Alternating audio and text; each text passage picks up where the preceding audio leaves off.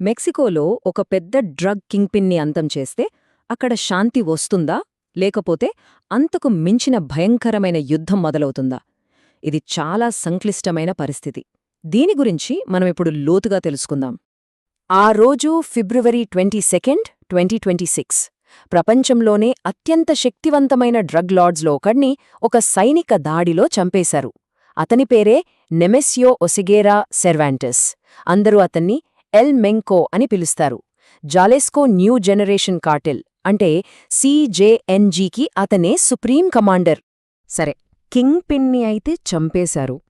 మరిది అక్కడి పరిస్థితులను మెరుగుపరిచిందా లేదా ఇంకా దారుణంగా మార్చేసిందా? కొన్ని గంటల్లోనే ప్రపంచానికి ఒక విషయం అర్థమైంది. అదేంటంటే, రాజును గద్దెదించితే రాజ్యం కూలిపోదు. నిజానికి ఒక్కోసారి అంతకంటే భయంకరమైన పరిస్థితి మొదలవుతుంది. ఎల్ మెంకో చనిపోయాడని తెలియగానే అతని కార్టెల్ వెంటనే చాలా క్రూరంగా స్పందించింది. వాళ్లు నార్కో బ్లాకేడ్స్ అని పిలిచే ఒక పద్ధతిని వాడారు. అంటే దేశవ్యాప్తంగా దాదాపు 22 రాష్ట్రాల్లో తగలబడుతున్న వాహనాలతో హైవేలను మూసేశారు. గ్వాడలహారా లాంటి పెద్ద పెద్ద నగరాలు పూర్తిగా స్తంభించిపోయాయి.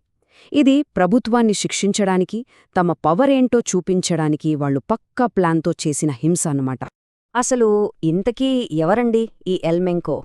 ఒకప్పుడు ఆవకాడో పండించే ఒక సాధారణ రైతు ఏకంగా ఒక దేశాన్నే సవాలు చేసే అంత పెద్ద, అంటే $20 బిలియన్ నేర సామ్రాజ్యాన్ని ఎలా కట్టగలిగాడు? ఎల్ మెంకో జీవితం చూస్తే చాలా వ్యూహాత్మకంగా సాగింది. అతను మికోకాన్లోని ఒక పేద కుటుంబంలో పుట్టాడు.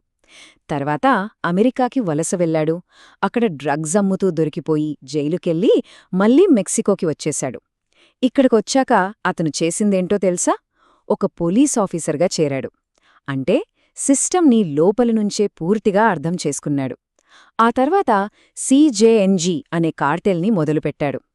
తన క్రూరత్వానికి, ఎవరికీ దొరకకపోవడానికి అతను చాలా ఫేమస్ అయ్యాడు. ఒకసారి తనను పట్టుకోవడానికి వచ్చిన ఆర్మీ హెలికాప్టర్నే ఆర్పీజీతో కూల్చేశాడంటే అతని తెగింపు ఏంటో అర్థం చేసుకోవచ్చు. $20 బిలియన్. ఇది అతని నేర సామ్రాజ్యం, అంటే సిజేఎన్జీ అంచనా వేయబడిన నిఖర విలువ. అతనొక చిన్న గ్రూప్ని తీసుకుని ప్రపంచంలోని పెద్ద పెద్ద ఫార్చ్యూన్ 500 కంపెనీలతో పోటీపడేంత పెద్ద గ్లోబల్ క్రైమ్ సిండికేట్గా మార్చేశాడు. అతని సక్సెస్ వెనుక ఉన్న అసలు సీక్రెట్ ఈ ఫ్రాంచైజీ మోడల్. ఇది అచ్చం మనం చూసే మెక్డానల్డ్స్ లేదా కేఎఫ్సీ ఫ్రాంచైజీ లాంటిదే.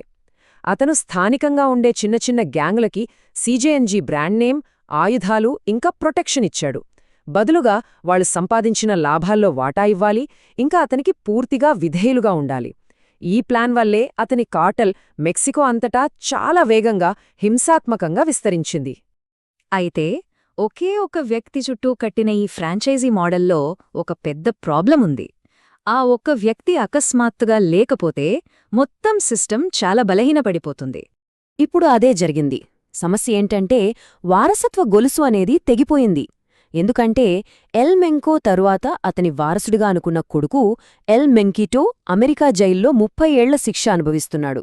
సో ఇప్పుడు స్పష్టమైన లీడర్ ఎవ్వరూ లేరు. దీనివల్ల ఒక భయంకరమైన అధికార శూన్యత ఏర్పడింది. ఆ ఖాళీ అయిన సింహాసనం కోసం ఇప్పుడు 3 ముఖ్యమైన వ్యక్తులు పోటీపడుతున్నారు.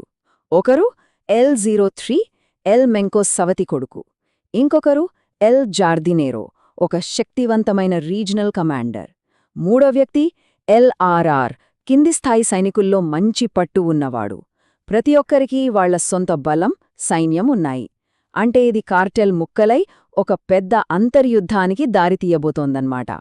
సిజేఎన్జీ ఎందుకు ఇలా అంతర్యుద్ధంలోకి వెళ్ళిపోతోంది అని అర్థం చేసుకోవాలంటే వాళ్ల నిర్మాణాన్ని చూడాలి. సిజేఎన్జీ అనేది ఒకే ఒక్క సీఈఓ, అంటే ఎల్ మెంకో నడిపించే ఒక పెద్ద కార్పొరేషన్ లాంటిది. సీఈఓ లేకపోతే కంపెనీ మొత్తం కుప్పగూలిపోవచ్చు. కానీ వాళ్ల ప్రత్యర్థి అయిన సినలోవా కార్టెల్ అలా కాదు. అది వేర్వేరు గ్రూపులన్నీ కలిసి పనిచేసే ఒక సమాఖ్యలాంటిది. ఒక లీడర్ పోయినా మిగతా గ్రూపులు వాళ్ల పని వాళ్లు చేసుకుంటూ పోతాయి. అందుకే వాళ్లు అంత త్వరగా కుప్పగూలరు. ఈ గొడవలన్నీ కేవలం అధికారం కోసమే కాదు.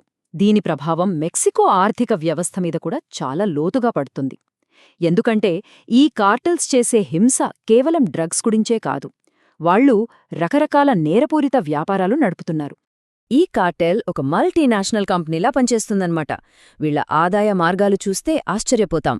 ఫెంటనిల్ లాంటి సింథటిక్ డ్రగ్స్ అమ్మడం నుంచి రియల్ ఎస్టేట్లో మోసాలు చేయడం, పెట్రోల్ దొంగతనం, తకీలా లాంటి పరిశ్రమలని బెదిరించి డబ్బులు వసూలు చేయడం, చివరికి మనుషుల అక్రమ రవాణా వరకు ఇలా రకరకాల పనులన్నీ చేస్తారు. వాళ్లు చేసే మోసాల్లో అత్యంత దారుణమైనది ఈ టైమ్ షేర్ స్కామ్. వీళ్ళు అక్రమంగా కాల్ సెంటర్లు పెట్టి ముఖ్యంగా వయసు పైబడిన అమెరికన్లని టార్గెట్ చేస్తారు.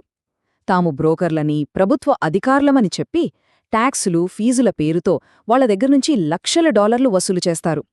అంచనాల ప్రకారం దాదాపు 6,000 మంది అమెరికన్ల దగ్గర్నుంచి $300 మిలియన్ వరకు దోచేశారంటే వాళ్ల నెట్వర్క్ ఎంత పెద్దదో, ఎంత పక్కాగా పనిచేస్తుందో ఆలోచించండి. ఎంత జరుగుతున్నా ప్రభుత్వం మాత్రం అధికారికంగా ఒకటే మాట చెప్తోంది, భయపడాల్సిన పనేమీ లేదు, పర్యాటకులు మెక్సికోలో చాలా సురక్షితంగా ఉన్నారు. కానీ క్షేత్రస్థాయిలో పరిస్థితి దీనికి పూర్తి భిన్నంగా చాలా భయంకరంగా ఉంది. ప్రముఖ టూరిస్ట్ స్పాటైన ప్యూర్టో వల్లార్టాకు వెళ్లే హైవేని తగలబడుతున్న వాహనాలతో మూసేశారు. చివరికి ఒక కాస్ట్కో సూపర్ మార్కెట్కి కూడా నిప్పు పెట్టారు. దీంతో టూరిస్టులు, స్థానిక ప్రజలు ఎటో వెళ్లలేక మధ్యలో చిక్కుకుపోయారు. మెక్సికోలో జరుగుతున్న ఈ అంతర్గత యుద్ధం ఇప్పుడు ప్రపంచవ్యాప్తంగా పెద్ద ప్రభావాన్ని చూపబోతోంది. ముఖ్యంగా ప్రపంచంలోనే అతి పెద్ద స్పోర్టింగ్ ఈవెంట్స్లో ఒకటైన ఫుట్బాల్ ప్రపంచకప్కి ఇది పెద్ద ముప్పుగా మారింది. అసలు విచిత్రం ఏంటంటే, ఈ హింసకు కేంద్రంగా ఉన్న నగరం అంటే సీజేఎన్జీ కార్టెల్ అడ్డా అయిన గ్వాడలహారానే 2026 ఫీఫా ప్రపంచకప్ మ్యాచ్లకి ఆతిథ్యం ఇవ్వబోయే ప్రధాన నగరాల్లో ఒకటి. లక్షలాది మంది ఫుట్బాల్ అభిమానులు అక్కడికి రాబోతున్నారు. భద్రతా నిపుణులు దీనిపై తీవ్రమైన హెచ్చరికలు జారీ చేస్తున్నారు.